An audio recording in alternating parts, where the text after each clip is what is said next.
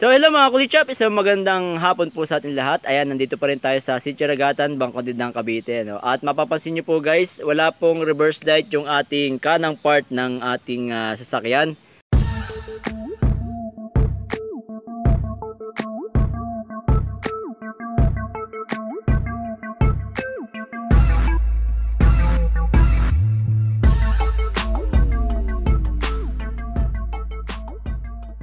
Ang meron lang po ay kaliwa, kaya medyo nahihirapan po tayo na magpa-atras pag po tayo ay maggagarahin na dun sa ating garage, no? Kaya po wala pong iba kundi tayo umorder sa Lazada ng ating reverse light, no?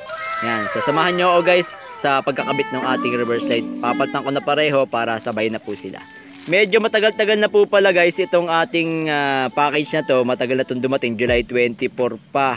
Kaya lang dahil wala tayong time makapagpalit at ginagamit natin yung sasakyan natin araw-araw, ayun, medyo natagalan yung ating pagbablog nito, no.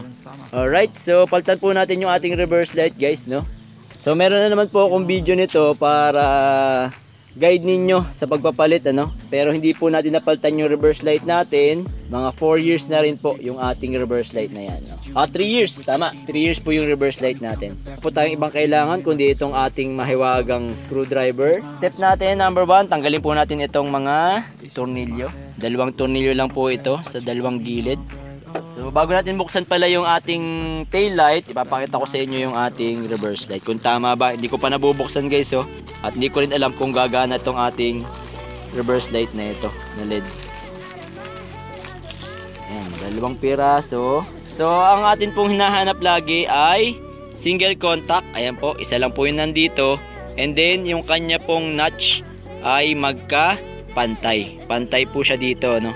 Ayan, pantay siya dyan, hindi po siya nakasalisi at hindi rin po magkasalisi dito sa gilid. Ito po yung BA15S. Ayan, ganito po yung itsura nya. So papakita ko sa inyo yung reverse light natin na ginamit dati. Okay, so ang reverse light po natin nasa bandang gitna. Ayan, ito po. So, twist lang po natin to and then hugutin natin.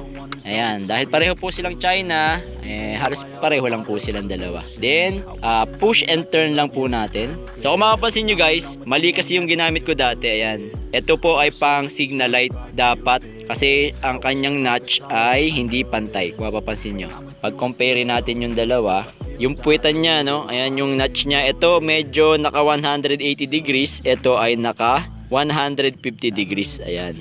Yan po ang pinagkaiba ng dalawa. Pareho silang single contact. Tapos pareho silang magkapantay dito. No, magkatapat. Ayan, magkatapat sila. Pero pag tinignan nyo sa puwitan, sa ilalim, ayan, isang 150 degrees, isang 180 degrees. Pang signal light po ito guys. Isinalpak ko lang po doon sa ating tail light. Isinalpak lang po natin doon at ginamit natin para hindi masayang. So ang gagawin natin, salpak lang po natin siya dyan. Kasi kung makikita nyo naman po dito sa ating socket, kung makikita naman po sa socket natin, yung notch niya, yung kabitan niya, ayan, magkapantay siya. Kaya saktong-sakto yung magkapantay. And then, push and turn. Ayan. Push and turn. Para na, ngayon ititest muna natin bago natin ilagay, no? Alright, so ayan, umilaw naman siya, no? So dahil umilaw naman siya, ikabit na natin. Sasalpak lang natin siya dito. Lahat po ng aking bulb sa tail light natin guys ay LED na. Yung ating signal light at yung ating park light, stop light ay LED na po itong lahat, ano? Yan. Kung gusto niyo po makita yung video kung paano ko po siya napalitan at saan ako umorder ng mga parts na yan or mga pampalit, puntahan nyo lang po sa ating page and sa ating YouTube channel. So ang gagawin na po natin, isasalpak natin siya ng maayos and then ibabalik po natin itong mga tornilyo. Yan, so hindi na ako mahihirapan kasi medyo bulag po yung reverse light natin pag nagpa-park ako. Ito pa namang side ng sasakyan ko, ito yung dikit sa pader. Mas dapat na malinaw yung aking reverse light pagdating dito. So next naman is palitan natin tong kabila, no, para magkasabay sila na papalitan. So same procedure lang po, tanggalin natin tong tail light natin. 2 tornilyo. Then bunutin natin.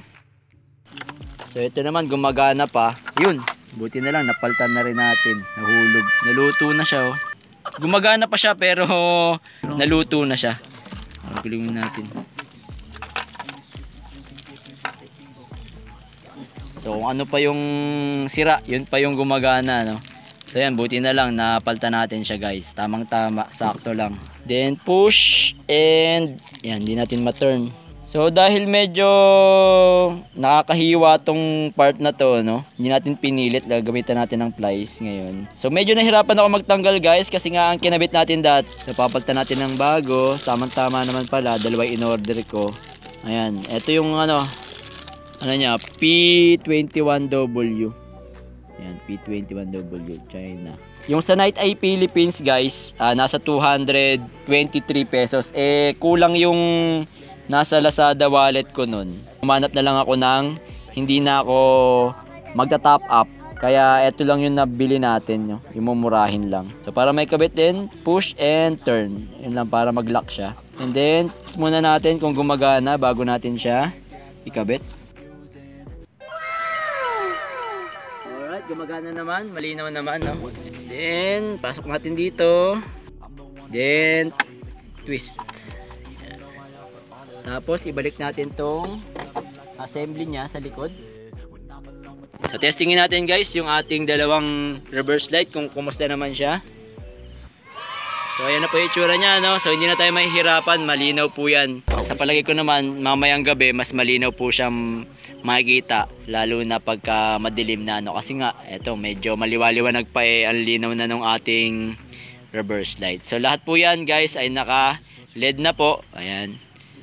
Kung gusto niyo pong makita again kung paano ko ginawang LED ang lahat ng aking mga ilaw sa taillight natin, puntahan niyo lang po dun sa ating YouTube channel at sa ating Facebook page. Maliwanag yung ilaw natin kasi nung walang ilaw yan, medyo nahihirapan akong malapit dun sa poste yung ating sasakyan. Pero ngayon dahil maliwanag yan, diba? Sobrang liwanag niyan, madali ako nakapag-park ngayon.